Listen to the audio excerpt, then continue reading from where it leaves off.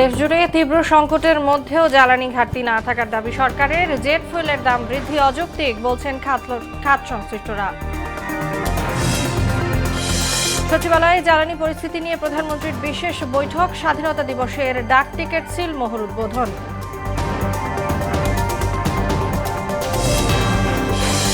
মানব পাচারের মাধ্যমে অর্থ আত্মসাতে মাসুদ চৌধুরী গ্রেপ্তার চায় দুদক। অর্থ পাচার রোধ ও পুলিশ সংস্কারে সহযোগিতার আশ্বাস সুইজারল্যান্ডের। এবং ট্রাম্পের জনপ্রিয়তায় ধস, জনসমর্থন নামল 36%। ইরানের স্বল্প উচ্চতার ড্রোন ক্ষেপণাস্ত্র প্রতিরোধে হিমশিম খাচ্ছে যুক্তরাষ্ট্র।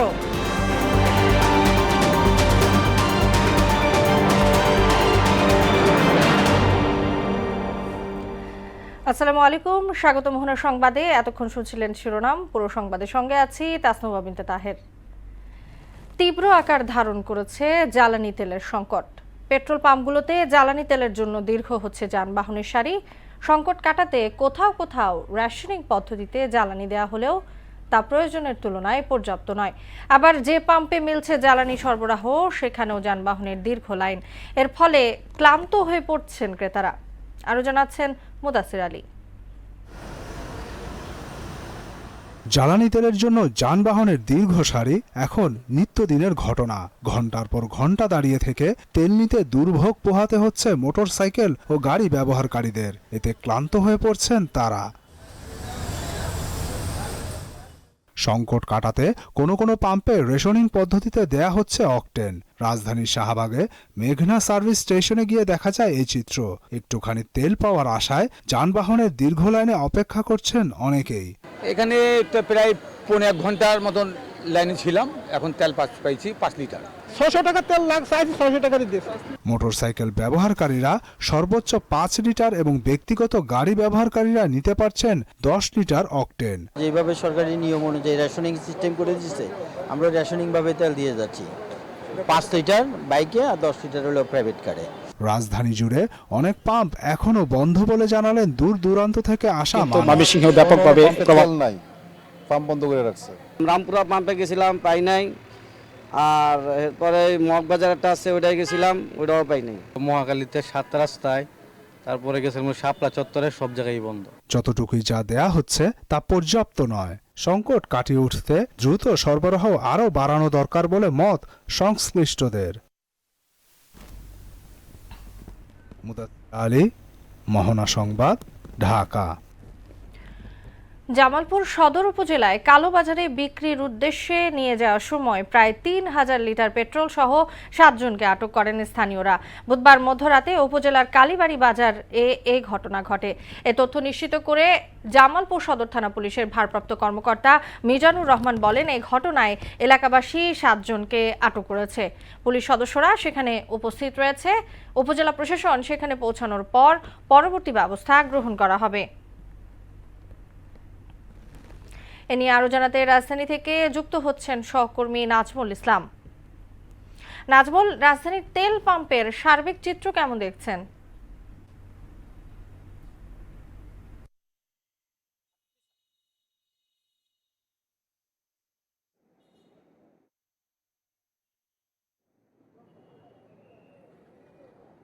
তাসনুবা, এই মুহূর্তে আমি রয়েছি রাজধানীর যে কালশি যে তেল পাম্পটি রয়েছে সেখানে।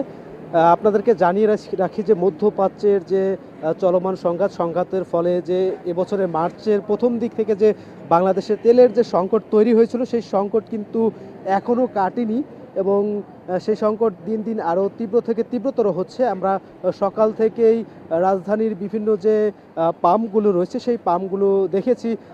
রাজধানীর বিভিন্ন জায়গায় অনেক গুরুত্বপূর্ণ পাম্পগুলো কিন্তু তেল সংকটে বন্ধ করে দেওয়া হয়েছে এবং অনেক জায়গায় কিন্তু যেসব যে তেল পাম্পগুলো খোলা রয়েছে সেসব তেল পাম্পগুলোতে আমরা যে যানবাহনের যে দীর্ঘ একটা লাইন, সেই দীর্ঘ লাইন লক্ষ্য করছি। আমি এই মুহূর্তে যে পাম্পটিতে রয়েছে এই পাম্পটিতে দীর্ঘ 1 কিলোমিটারের বেশি যানবাহনের একটা লাইন কিন্তু আমরা দেখতে পাচ্ছি। এখানে বিভিন্ন ধরনের ব্যক্তিগত যানবাহন ছাড়াও যে মোটর সাইকেলগুলো রয়েছে, আমরা সেই মোটর সাইকেলগুলোকে দেখতে পাচ্ছি যে ঘন্টার পর ঘন্টা কিন্তু তারা তেলের জন্য অপেক্ষা করছেন।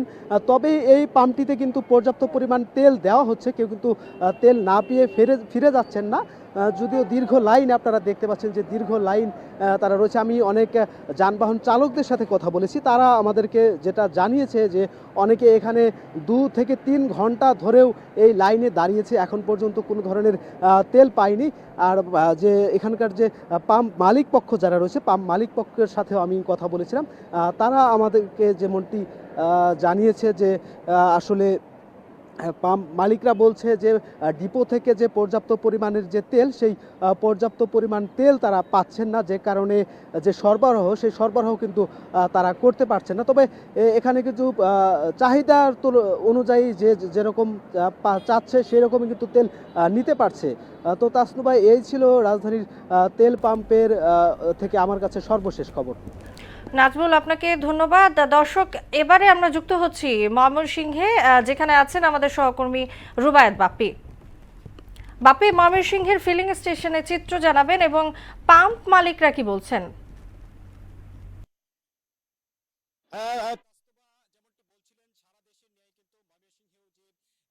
তেলের সংকট সেটি কিন্তু তীব্র আকার ধারণ করেছে। তা আমি কিন্তু আজ সকালে বেশ কয়েকটি পেট্রোল পাম্প ঘুরে দেখেছি, যে বিষয়টি দেখেছি যে পাম্প মালিকরা যেটি বলছেন যে তারা বলছেন যে তাদের চাহিদার তুলনায় কিন্তু তারা ঠিকমতো তেল পাচ্ছেন না, যে কারণে কিন্তু তারা বাধ্য হয়ে পাম্প বন্ধ করেছেন। তো আপনি দেখতে পাচ্ছেন যে একটি পেট্রোল পাম্প এখন বন্ধ রয়েছে। এটি কিন্তু নগরীর যে টাউন হল, সেই টাউন হলের এই পেট্রোল পাম্পটি নগরীর বেশ তেলের এই চাহিদা পূরণ করে। তো এই পাম্পটি কিন্তু সকালে খোলা ছিল এবং তাদের অকটেন এবং পেট্রোল না থাকায় তারা কিন্তু ডিজেল বিক্রি করেছিল। তো এখন কিন্তু পুরোপুরি এই পাম্পটি বন্ধ হয়েছে। এছাড়া আমি অন্যান্য বেশ কয়েকটি পাম্প ঘুরে দেখেছি, যে যেগুলিতে 2-1টা পাম্পে তেল দিয়েছে, আর বেশিরভাগ পাম্পই কিন্তু বন্ধ ছিল। তো আমরা দেখতে পাচ্ছি যে এখানেও কিন্তু পাম্পের তেল নেওয়ার জন্য কিছুক্ষণ পরপরই আসছে লোকজন আসছে। তো আমরা একজন ক্রেতার সাথে কথা বলবো যে এই যে এখানে কেন আসেন এবং কি দেখতে পাচ্ছেন। আমরা তো মূলত তেল নিতে আসছিলাম। এখন দেখা গেছে যে সারা যতগুলো পাম্প আছে আমরা সবগুলা পাম্পে ঘুরছি, কিন্তু কোনো তেল নাই। অথচ গভর্নমেন্ট বলতেছে তেলের ঘাটতি নাই, আপনারা যতটুকু প্রয়োজন তেল নেন। এখন আমরা যে আগে তেল স্টক করি নাই, এই কারণে তো দেখা গেছে যে এখন আমাদের গাড়ি বন্ধ, আমরা তো বিপদের মধ্যে আছি। তো তাস্তফা শুনছিলেন যে একজন তেল নিয়ে আসার পর তিনি কিন্তু বলছেন যে তারা বিপদে আছেন। তো তারা চান যে দ্রুতই এই তেলের সমাধান হোক। তো তাস্তফা, এই ছিল আমার কাছে ময়মনসিংহ থেকে পেট্রোল পাম্প নিয়ে সর্বশেষ। বাপ্পি, আপনাকে ধন্যবাদ। দেশে এই মুহূর্তে জ্বালানি সংকট নেই দাবি করে জ্বালানির মূল্য বাড়ানোর কোনো পরিকল্পনা সরকারের নেই বলে জানিয়েছেন তথ্য ও সম্প্রচার মন্ত্রী জহির উদ্দিন স্বপন। সচিবালয়ে সরকারের 1 মাস পূর্তি উপলক্ষে আয়োজিত সংবাদ সম্মেলনে একথা বলেন তিনি। এই মুহূর্তে জ্বালানি পরিস্থিতি নিয়ে বিভ্রান্তিকর তথ্য না ছড়ানোর অনুরোধ জানিয়ে প্রধানমন্ত্রীর পলিসি ও স্ট্র্যাটেজি উপদেষ্টা ডাক্তার জাহিদুর রহমান বলেন, কোনো পাম্প মালিক অবৈধভাবে জ্বালানি মজুত করছে কিনা তা খতিয়ে দেখবে সরকার। শামসুজ্জামান চৌধুরীর রিপোর্ট। ক্ষমতা গ্রহণের 1 মাস পার করল বর্তমান সরকার। সরকারের 1 মাস পূর্তি উপলক্ষে সচিবালয়ে প্রেস ব্রিফিংয়ে দেশের চলমান পরিস্থিতি ও ভবিষ্যৎ পরিকল্পনা তুলে ধরেন তথ্যমন্ত্রী জহির উদ্দিন স্বপন। আমাদের এই তৎপরতাগুলির মূলত সামাজিক সুরক্ষা, অর্থনীতি, প্রশাসন, শিক্ষা, স্বাস্থ্য, নিরাপত্তা ও রাষ্ট্রীয় মূল্যবোধের প্রতিটি অঙ্গনকেই আমরা স্পর্শ করার চেষ্টা করেছি। ব্রিফিংয়ে জুলাই যোদ্ধাদের সর্বসম্মতভাবে দায়মুক্তি দেয়া হবে জানিয়ে তথ্যমন্ত্রী বলেন, আগামী সংসদ অধিবেশনে এ সংক্রান্ত আইন পাশ হবে। এছাড়া সরকারের 1 মাসে 46টি উদ্যোগ ও উন্নয়নের তথ্য তুলে ধরেন মন্ত্রী। আগামী সংসদে জুলাই যোদ্ধাদের দায়মুক্তির বিলকে আমরা আইনে পরিণত করব। বাজারে জ্বালানি তেলের দাম বাড়তে পারে এমন গুঞ্জন উড়িয়ে দিয়ে মন্ত্রী সাফ জানিয়ে দেন, বর্তমানে তেলের কোনো সংকট নেই। এখনো পর্যন্ত কোনো ধরনের কোনো জ্বালানি মূল্য বৃদ্ধির সিদ্ধান্ত হয়নি। অর্থমন্ত্রীর নেতৃত্বে একটা মন্ত্রিপরিষদ কমিটি গঠন করা হয়েছে এবং তারা অত্যন্ত দক্ষতার সঙ্গেই এই সময়কার পরিস্থিতিকে একটা সুষ্ঠু ব্যবস্থাপনার মধ্যে এনেছেন। ফলে আমাদের এই মুহূর্তে কোনো সংকট নাই। দেশের জ্বালানি পরিস্থিতি নিয়ে বিভ্রান্তকর তথ্য না ছড়ানোর আহ্বান জানান প্রধানমন্ত্রীর পলিসি ও স্ট্র্যাটেজি উপদেষ্টা ডাক্তার জাহিদুর রহমান। যে কোনো মুহূর্তে বন্ধ হয়ে যেতে পারে সব পেট্রোল পাম্প। একটা ফটো কার্ড করা হয়েছে, আমরা মেইন স্ট্রিমের একটা পত্রিকা থেকে আমরা অনেকে তো ফটো কার্ড দিয়েই ইনফ্লুয়েসড হয়ে যায়। আমাকে কিন্তু অনেকজন জিজ্ঞেস করেছে প্রশ্ন, মানে ওই ফটো কার্ড দেখেই যে অবস্থা কি এতটা খারাপ হয়ে গেছে কিনা। তো এই ধরনের ব্যাপারগুলো নিয়েও আমরা আশা করি আপনারা আপনাদের দায়িত্বশীলতা দেখাবেন। কাতারের জ্বালানি ক্ষেত্র বিশেষ করে গ্যাস ক্ষেত্রে হামলায় 20% ক্ষতিগ্রস্ত হয়েছে জানিয়ে তিনি বলেন, এতে চুক্তি অনুযায়ী বাংলাদেশের প্রতিশ্রুত এলএনজি পাওয়া নিয়ে শঙ্কা রয়েছে। রাশিয়া থেকে ইউরোপ যখন পাইপলাইনে গ্যাস কিনতো, সেটা যখন বন্ধ করে দেওয়া হলো, চাপের মুখে কমিয়ে দেওয়া হলো, তখন এলএনজির উপরে তারা ডিপেন্ডেন্ট হয়ে গেছে। শামীমুজ্জামান চৌধুরী, মোহনা সংবাদ, ঢাকা। জেট ফুয়েলের দাম হঠাৎ করেই বেড়ে যাওয়ায় বিমানের টিকিট প্রতি ভাড়া বেড়েছে 1000 থেকে 1200 টাকা। নিয়ন্ত্রক সংস্থা বাংলাদেশ এনার্জি রেগুলেটরি কমিশন বিইআরসির এই সিদ্ধান্তে বড় ধরনের ক্ষতির মুখে পড়বে বলে শঙ্কা প্রকাশ করেছেন এভিয়েশন খাত সংশ্লিষ্টরা। বিস্তারিত জানাচ্ছেন তরিকুল ইসলাম। উড়োজাহাজের জ্বালানির দাম এবার লিটারে বেড়েছে 90 টাকা। জ্বালানি তেলের মূল্য সমন্বয়ের অংশ হিসেবে জেট ফুয়েলের দাম 1 লাফে প্রায় 80% বাড়িয়েছে বিইআরসি। প্রতি লিটার জেট ফুয়েলের দাম বেড়ে প্রায় এখন 202 টাকা, যেখানে পূর্ব নির্ধারিত দাম ছিল 112 টাকা। এর আগেও গেল 18 মার্চেও জেট ফুয়েলের দাম বাড়ানো হয়। এর ফলে স্বল্প সময়ের মধ্যেই ধারাবাহিক মূল্যবৃদ্ধির এভিয়েশন খাতে নতুন চাপ তৈরি করেছে বলে মন্তব্য খাত সংশ্লিষ্টদের। বিগত দিনে বাংলাদেশ থেকে প্রায় 8টা এয়ারলাইন্স থেকে দেশের পাতা চলে গেছে। আমরা আসলে একই ঘটনার পুনরাবৃত্তি চাই না। আমরা চাই এই দেশের মানুষকে সেবা দেওয়ার জন্য সরকার উচিত আমাদের পাশে থেকে আমাদেরকে সেটা বর্তমান সময়ে সাবসিডি দিয়েও যদি আমাদেরকে টিকে রাখতে হয়, আমাদের ক্ষতিগ্রস্ত হওয়ার হাত থেকে রক্ষা করতে হয়, সরকার আসলে সেদিকেই দাবিতে হবে বলে আমার প্রত্যাশা। তারা বলছেন, প্রতিবেশী দেশগুলোর তুলনায় বাংলাদেশের মূল্যবৃদ্ধির হারও অনেক বেশি, যেখানে ভারত ও নেপালের দাম অপরিবর্তিত রেখেছে পাকিস্তান ও মালদ্বীপের দাম বাড়ানো হয় তুলনামূলক অনেক কম। কলকাতা এবং নেপালে কিন্তু কোনো ধরনের আসলে আমি বলবো যে ফুয়েল প্রাইসটা ইনক্রিজ করে নাই। সেখানে পাকিস্তানে 24% ইনক্রিজ করেছে, মালদ্বীপে 18% ইনক্রিজ করেছে, বাংলাদেশে সেখানে এট এ টাইম 80% ইনক্রিজ করেছে। এয়ারলাইন্সগুলোর মতে এই মূল্যবৃদ্ধির সরাসরি প্রভাব পড়বে যাত্রীদের উপর। বাড়তি খরচ সামাল দিতে বাড়বে টিকিটের দাম। ঢাকা টু কক্সবাজার, সিলেট, চিটাগাং এবং সৈয়দপুরে আমাদের ফুয়েল সারচার্জ হিসেবে 1200 টাকা আমাদের যোগ করতে হয়েছে ভাড়ার সাথে, এবং যশোর এবং রাজশাহীতে সেটা 1000 টাকা আমাদেরকে যোগ করতে হয়েছে। এই পরিস্থিতি দীর্ঘমেয়াদে অব্যাহত থাকলে অভ্যন্তরীণ রুটে বেশ বিড়ম্বনায় পড়বে যাত্রীরা। ইম্প্যাক্ট ফেলবে এই যে সামনের মার্কেটে, অর্থাৎ যারা প্যাসেঞ্জার আসবে, আসার পর যারা আবার নতুন ট্রাভেল করবে, তাদের ক্ষেত্রে এখন এটা। জেট ফুয়েলের মূল্যবৃদ্ধির পুনর্বিবেচনার দাবি জানিয়েছে খাত সংশ্লিষ্টরা, না হলে এর প্রভাব পড়তে পারে পুরো বিমান খাতে। তরিকুল ইসলাম, মোহনা সংবাদ, ঢাকা। আজ সকাল 9টায় সচিবালয়ে নিজ দপ্তরে প্রবেশ করেন প্রধানমন্ত্রী তারেক রহমান। এরপর 10টায় তার সভাপতিত্বে জ্বালানি পরিস্থিতি মোকাবেলায় করণীয় নিয়ে বিশেষ সভা অনুষ্ঠিত হয়েছে। বুধবার সকালে সচিবালয়ে মন্ত্রিপরিষদ বিভাগের নিজ দপ্তরে এই সভা অনুষ্ঠিত হয়। এদিকে প্রধানমন্ত্রী তারেক রহমান সকালে মহান স্বাধীনতা ও জাতীয় দিবস উপলক্ষে বাংলাদেশ ডাক বিভাগের 10 টাকা মূল্যমানের একটি স্মারক ডাক টিকিট, 10 টাকা মূল্যমানের একটি উদ্বোধনী খাম, 5 টাকা মূল্যমানের ডাটা কার্ড ও একটি বিশেষ সিলমোহর উদ্বোধন করেন।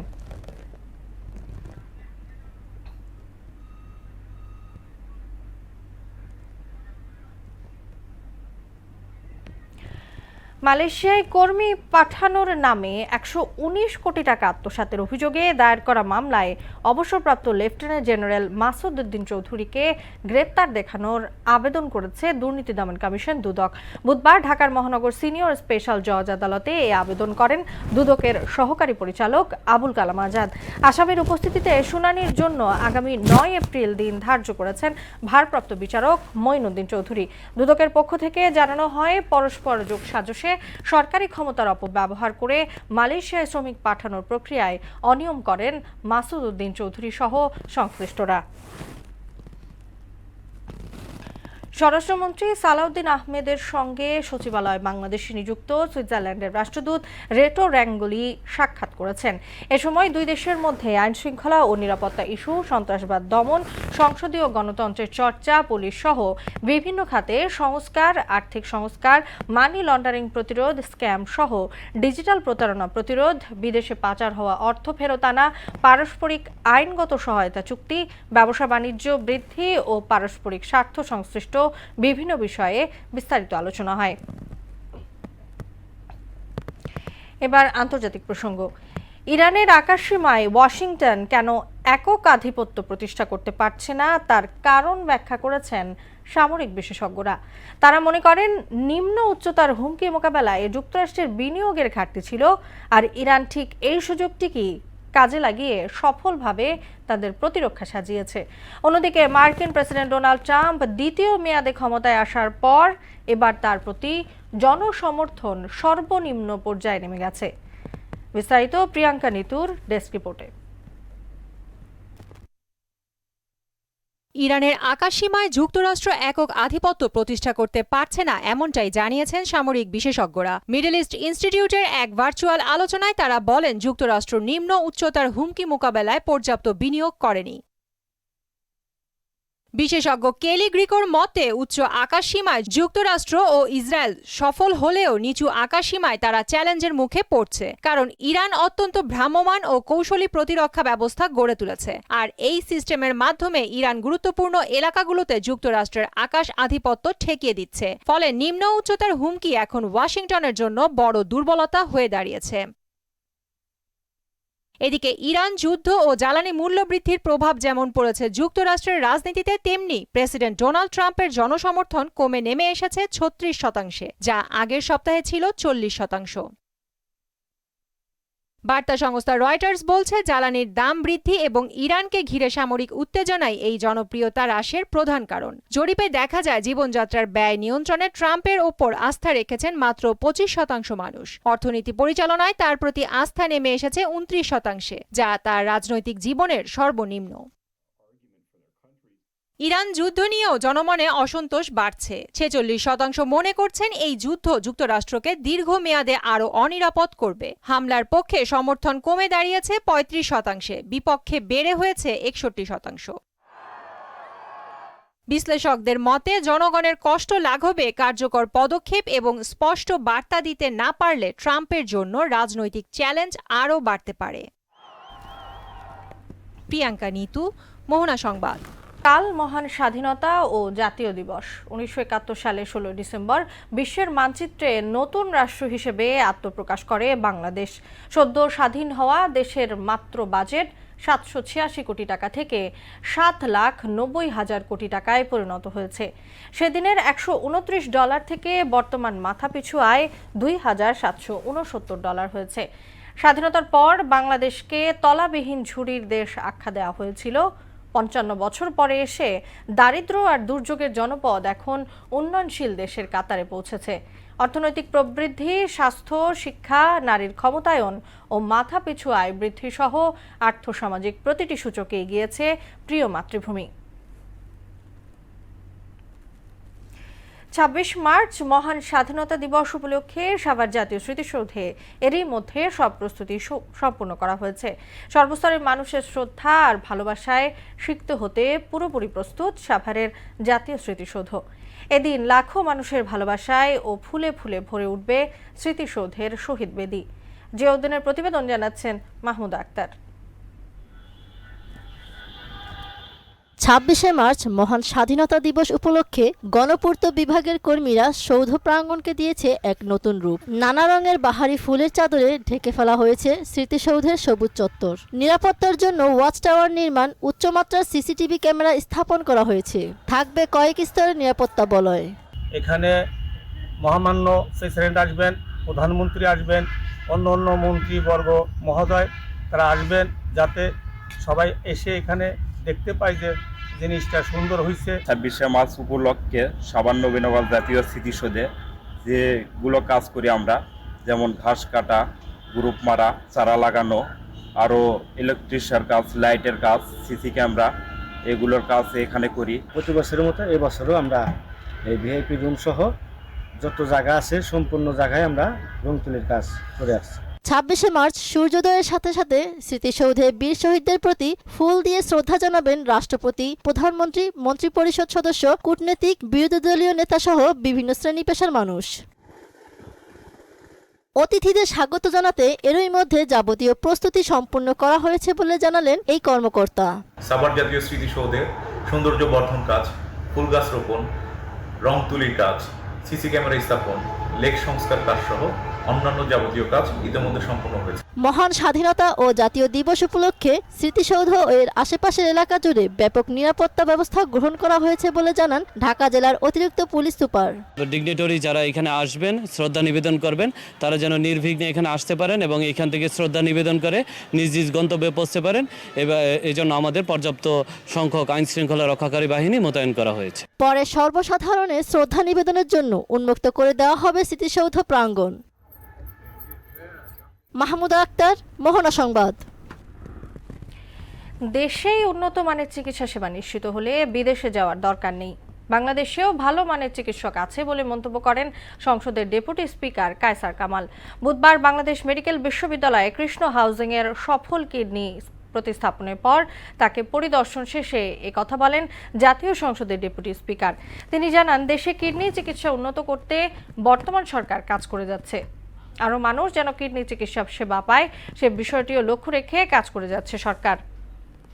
ট্রান্সপ্লান্টেশনের মাধ্যমে আবারও প্রমাণ করলেন যে আমাদের বাংলাদেশেও অনেক জটিল, পার্টিকুলারলি এই ধরনের ট্রান্সপ্লান্টেশন সফলভাবে সম্ভব, যে কারণে তাদের প্রতি আমার কৃতজ্ঞতা এবং ধন্যবাদ। আমরা যদি এই সমস্ত প্রতিষ্ঠানগুলোকে আরেকটু টেকনিক্যালি এনরিচ করি, তাহলে আমাদের দেশ থেকে যে বিদেশে যাওয়ার, মানুষের চিকিৎসা নেওয়ার জন্য বিদেশে যাওয়ার যে একটা প্রবণতা, সেটা অনেকাংশে লোপ হবে। কুমিল্লায় বাস ট্রেন সংঘর্ষে 12 জন নিহতের ঘটনায় লেভেলে ক্রসিং এর গেটম্যান মোহাম্মদ হেলালকে গ্রেফতার করেছে র্যাব। বুধবার সকালে রাজধানীর কারওয়ান বাজারে র্যাব মিডিয়া সেন্টারে আয়োজিত সংবাদ সম্মেলনে র্যাব 11 এর উপ অধিনায়ক লেফটেন্যান্ট কমান্ডার মোহাম্মদ নাইমুল হক সাংবাদিকদের এ তথ্য জানান। প্রাথমিক তদন্তে জানা যায়, গেটম্যান রেল ক্রসিং এর গেট বন্ধ না করায় দুর্ঘটনা ঘটে। এতে দায়িত্ব অবহেলার অভিযোগে তাকে গ্রেফতার করা হয়। প্রাথমিক জিজ্ঞাসাবাদে সে দোষ স্বীকার করেছে বলে জানান র্যাব কর্মকর্তা। বাস মামুন স্পেশাল ও মেল ট্রেন 1 আপ এর সংঘর্ষে 12 জন নিহত এবং 25 জন গুরুতর আহত হন। কর্তব্যরত গেটম্যান রেল ক্রসিং এলাকায় গেটটি বন্ধ না করায় উক্ত ঘটনাটি ঘটে। গ্রেপ্তারকৃত আসামিকে জিজ্ঞাসাবাদে সে এই ঘটনার সাথে সম্পৃক্ত বলে অকপটে স্বীকার করে। খেলার খবর ফুটবল। ভিয়েতনামের বিপক্ষে প্রীতি ম্যাচে খেলতে আগামীকাল মাঠে নামছে বাংলাদেশ। ভিয়েতনামের হ্যাংডে স্টেডিয়ামে ম্যাচ শুরু সন্ধ্যা 6টায়। ম্যাচের জন্য গতকাল বিকেলে ভিয়েতনামে পৌঁছেছে হামজা চৌধুরী। ফিফা র্যাঙ্কিংয়ে 116তম স্থানে থাকা শক্তিশালী ভিয়েতনামের বিপক্ষে 185তম স্থানে থাকা বাংলাদেশের জন্য এটি একটি বড় পরীক্ষা বলে মনে করেন ম্যানেজার ক্যাবরেরা। আগামী 31 মার্চ সিঙ্গাপুরের বিপক্ষে এশিয়ান কাপ বাছাই পর্বের গুরুত্বপূর্ণ ম্যাচের আগে নিজেদের ঝালিয়ে নিতেই এই প্রীতি ম্যাচের আয়োজন করেছে বাফুফে। আর্চার। থাইল্যান্ডের ব্যাংককে এশিয়া কাপ আর্চারিতে রূপা নিশ্চিত করেছে বাংলাদেশ কম্পাউন্ড পুরুষ দল। মালয়েশিয়াকে হারিয়ে সেমিফাইনালে উঠেছিল বাংলাদেশ। সেমিফাইনালে ভুটানের বিপক্ষে হাড্ডাহাড্ডি লড়াইয়ে 232-228 স্কোরের ব্যবধানে জেতে হিমু বাছার, ঐশ্বর্য রহমান ও নেওয়াজ আহমেদের দল। এই জয়ে ফাইনালে ওঠা বাংলাদেশ দল সোনার পদক জয়ের লড়াইয়ে ভিয়েতনামের মুখোমুখি হবে। ফাইনালে হারলেও রূপার পদক পাবে বাংলাদেশ। 2021 সালে চীনের গুয়াংজুতে অনুষ্ঠিত এশিয়া কাপের লেগ ওয়ানে রূপা জিতেছিল বাংলাদেশ কম্পাউন্ড পুরুষ দল। শেষ করব মোহনা সংবাদ, যাবার আগে সুনামগুলো জানিয়ে দিচ্ছি আরো একবার।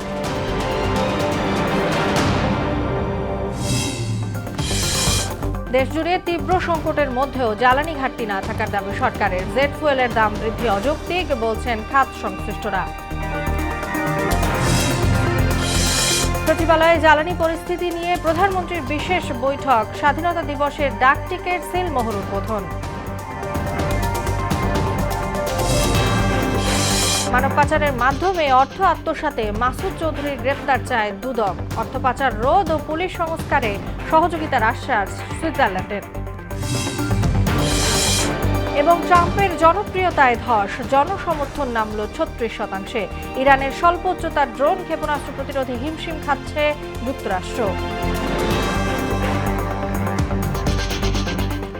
এই ছিল মোহনার সংবাদে। পরবর্তী সংবাদ রাত 9টায়। মোহনার সবশেষ খবর জানতে ভিজিট করুন www.mohna.tv। সংবাদ দেখতে পান ফেসবুক ও ইউটিউবেও। এতক্ষণ সঙ্গে থাকার জন্য ধন্যবাদ সবাইকে।